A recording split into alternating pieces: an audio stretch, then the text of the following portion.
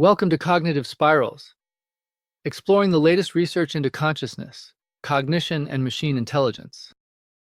Hey everyone, glad to be back. I'm excited about what we're going to dig into today, especially after some of the breakthroughs I've seen this past month. It's been wild. Yeah, wild might be one word for it. I'm cautiously optimistic as always, haha. Looking forward to a good discussion though. Definitely. There's been so much happening, it feels like things are shifting constantly. It'll be good to unpack it all. I'm ready. So, to start, there's that new paper on integrating spiking neural networks with reinforcement learning. I think that's a huge step. It's not just about getting better at games, but really about creating systems that learn more like our own brains, with more temporal awareness. What do you guys think? That's interesting. I mean, spiking neural networks, sure, they try to mimic biological plausibility a bit more, but is it really the key to achieving true AGI? I keep coming back to the sheer power of deep learning scaling. Like, we're seeing models handle so much more complexity with just more data and layers. The advancements in natural language models, for example. It's almost breathtaking. See, I'm with you, person one, on the spiking networks thing. Deep learning, sure, it's impressive at pattern matching, but it struggles with generalization and reasoning.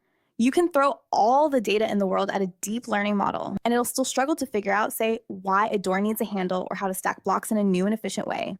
The neurosymbolic approach, combining symbolic AI with neural networks.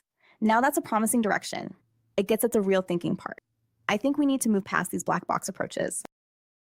I hear you both, but I also think we're missing a key piece. The deep learning model, it's like, yeah, you're fitting the data, but it's all in one coordinate space, Like, the system sees this image and it's just patterns on a flat grid. It doesn't understand that that image represents a 3D object or has a different coordinate system. We need an algorithm or system that can learn to translate between various coordinate representations, both in space and time. Current models operate as if the world is static. We need a system with a much richer understanding of temporality, of transformation across different coordinate spaces. And I am not sure these scaling deep learning models can handle that without fundamental modifications. Exactly. This idea of temporal awareness in different coordinate spaces, that's where the neuroscience part comes in. Our brains don't just passively process data in one go. Spiking networks, with their precise timing of spikes, they model that dynamic processing and the way information unfolds over time a little more faithfully.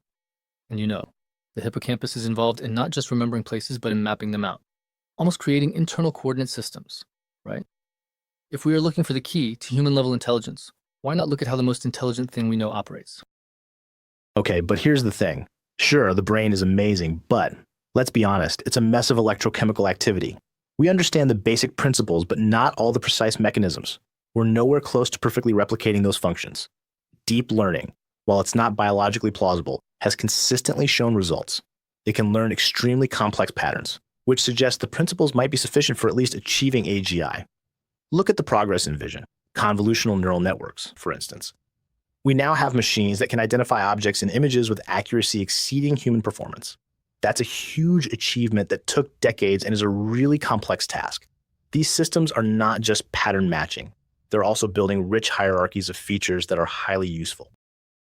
But that's where I disagree. The CNNs are great at categorizing things, recognizing objects in a very specific context, but try to get a model to understand the underlying principles and it just falls apart.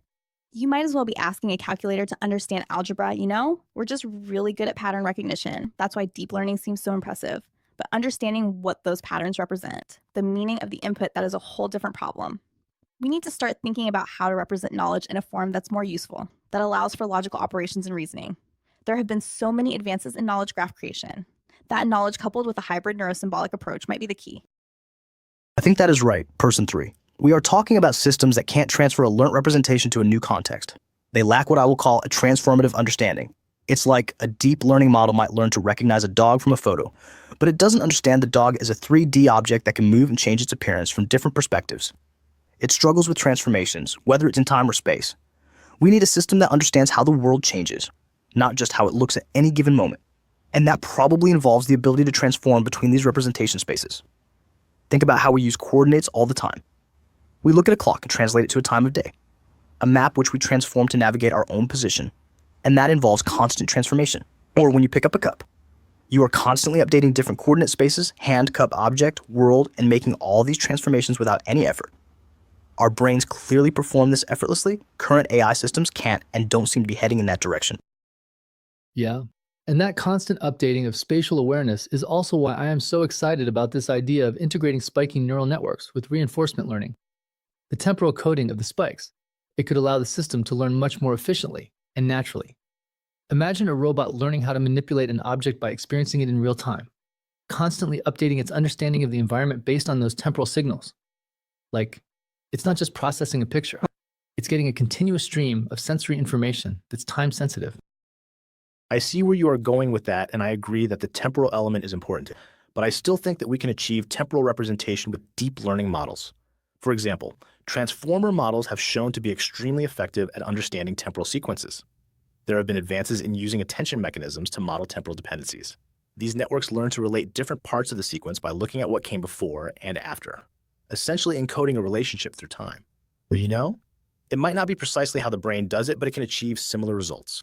And it's based on principles that we understand well. Look at the progress with video understanding.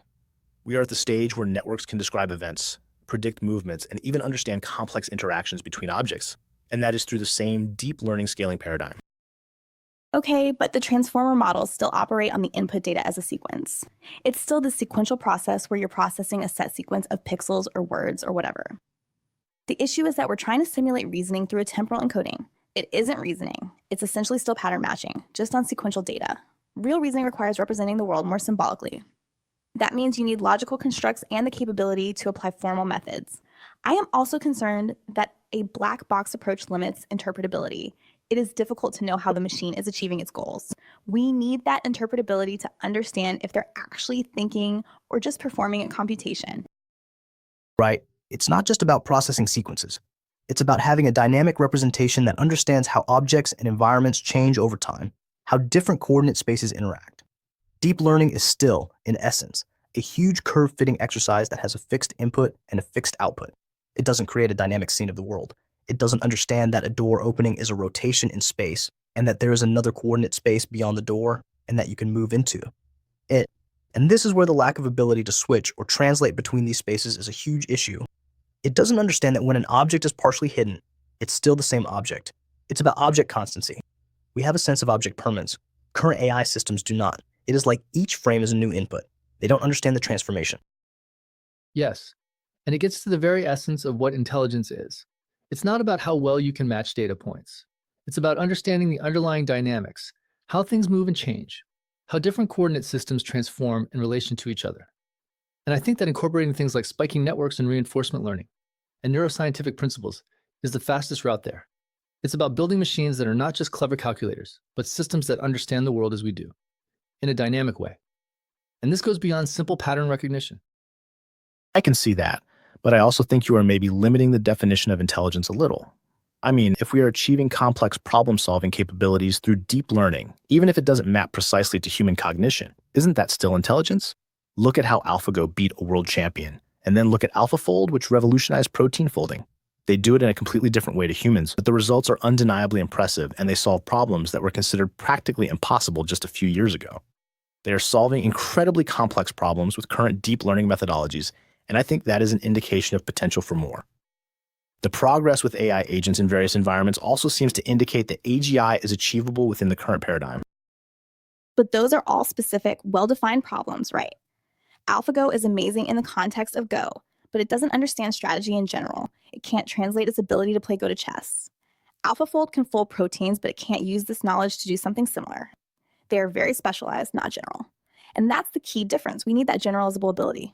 We need systems that can take what they have learned and apply it to completely new tasks. And I just don't think deep learning is enough on its own.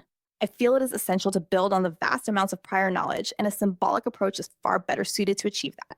We need structured symbolic representations that enable reasoning and understanding and not just brute force pattern matching. We need to embed prior knowledge within the architecture of the algorithms themselves. And it all goes back to my point that deep learning models are essentially curve-fitting and operate in a fixed coordinate space. They can't reason about changes in perspective, transformations in time and space, and that's why they struggle with those generalization problems. If an object is shown in a slightly different way or the environment changes at all, the whole thing falls apart. A truly intelligent system needs to be able to take in the world, understand how that information relates to prior information and how they transform in respect to each other and make sense of it. This involves a far richer representation than current models are using, and that requires us to be thinking about how to achieve a system that understands the world with a multi-coordinate representation and the transformations in those spaces. Exactly. And that ability to handle dynamic change, it's all part of what I would call embodied intelligence. It's an intelligence that understands that it's in the world, the time, the space that it exists in. So, when we think of developing AI, we should be thinking about it not just in terms of algorithms, but in terms of systems that actively experience the world. And that's where bio-inspired systems, combining neuroscience insights with AI algorithms, becomes so crucial. We should aim to create AI that operates not just as disembodied minds, but as agents that can learn and interact with the environment using principles derived from neuroscience. Okay, I get it. The embodied intelligence thing sounds cool, but still, I'm not convinced we need to perfectly mimic human brains. Maybe we can achieve AGI through a different path. I mean, consider the incredible advances in self-supervised learning.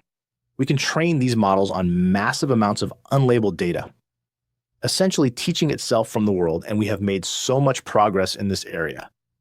This has led to amazing models that can understand the world from the raw data it is given.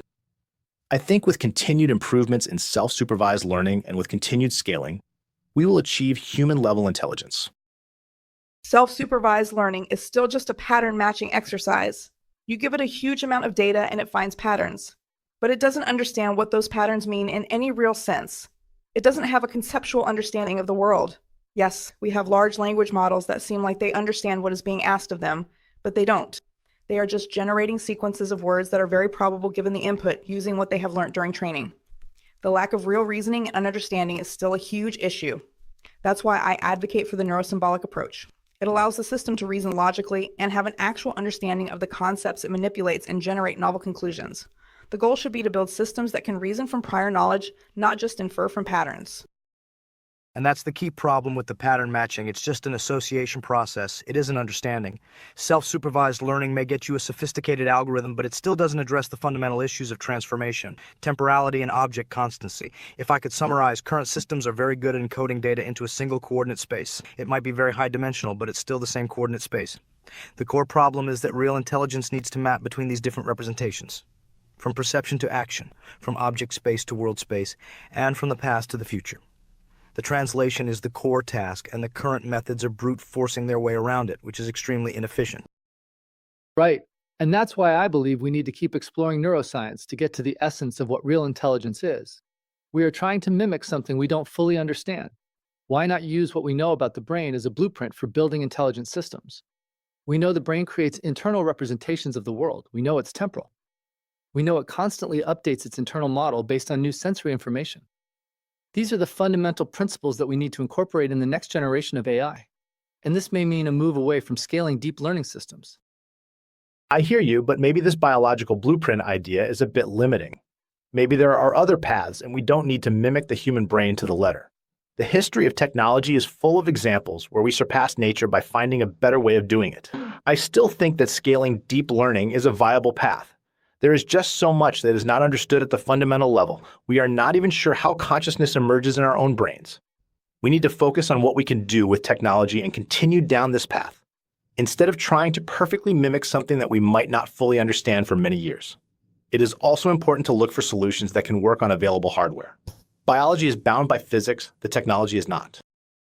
And that's where the symbolic representation comes into play. You are right that biological systems are constrained, and we might be able to come up with something that goes beyond what is possible in nature, but that does not mean ignoring it altogether. We can and should learn from the underlying principles. For example, the way our memories are encoded symbolically, the way reasoning happens, are all lessons that we should take. We can encode this prior knowledge and build systems that can reason, and that have a better understanding of the world. We need to build systems that are not just good at pattern recognition, but can reason, plan, and understand. And I don't think that scaling deep learning is the answer. I think you are right in that we should not be limited by the biological system, but at the same time, the brain is the most advanced intelligent system we know, and therefore, it seems sensible to at least take inspiration from it. And if we look at it, it's the ability to translate and switch between different coordinate spaces that seems to be the key. The way our brains create internal maps of the world and constantly update them. Current deep learning models are like a system that only has access to its own egocentric view of the world. They lack the ability to switch perspectives and to understand how things look from different angles. We need that transformative understanding, and I am not sure if that is achievable with the current paradigm. Exactly. And when we think of that transformative understanding, that also ties to the idea of consciousness. It seems the awareness of oneself and the ability to transform one's point of view is at the core of consciousness. And I think if we are trying to build AGI, consciousness is not an unreasonable target. And that's why I believe, ultimately, combining neuroscience with AI is the way to go. It's not just about building better algorithms. It's about building systems that can learn, reason, and understand the world in a fundamentally new way. And that involves using the most sophisticated intelligence system we know of, the brain, as a starting point. I'm still not fully sold on the necessity of mimicking the brain, but I'm open to the idea of incorporating some neuroscientific principles. I still believe that with the current trajectory and progress in deep learning and with continued scaling, we are on the path to AGI. It might not be the human way, but we can achieve human-level intelligence using different algorithmic approaches, and focusing on the current technology seems a logical choice, especially since it's producing results. I just think there are a lot of unknowns, and we don't need to wait until we fully understand the brain to reach AGI. We may well do it with a completely different approach. I think we can learn a lot from the brain, especially the symbolic aspect of cognition. And that's something that is completely lacking in current deep learning models. I would be more interested in seeing research combining neural networks with symbolic AI, with methods for encoding prior knowledge and building on what the human race already knows. Because we are currently essentially relearning everything, and that is inefficient. We need more efficient ways to extract knowledge and to build on top of it. And that's why I am a firm believer in neurosymbolic approach. And for me, I'd like to see more research into how systems can develop the ability to understand and transform different coordinate representations. That is, how can we build a system that sees the world as we do with object constancy and a sense of the world space? I think that is the key part that is missing in current deep learning models. The fact they are so reliant on a single input representation is the reason why they fail at generalization. We need to focus on building a system that can transform, that understands space, time, and change. Well, I think this has been a fantastic discussion. It really highlights the multiple perspectives and the complexity of achieving true machine intelligence. It's clear we all have different ideas about the path forward, but I think we can all agree on the importance of this research for our future. I'd like to thank everyone for being so open and discussing the research with such insight. It's always a pleasure having you here. This has been Cognitive Spirals, and we hope you'll join us again for the next deep dive. Yeah, thanks. It was really interesting to hear everyone's perspective. Definitely something to think about. Looking forward to the next one. Absolutely. It's always good to challenge our own assumptions. Thanks, everyone. Agreed. This has been a great conversation. Thank you all, and until next time.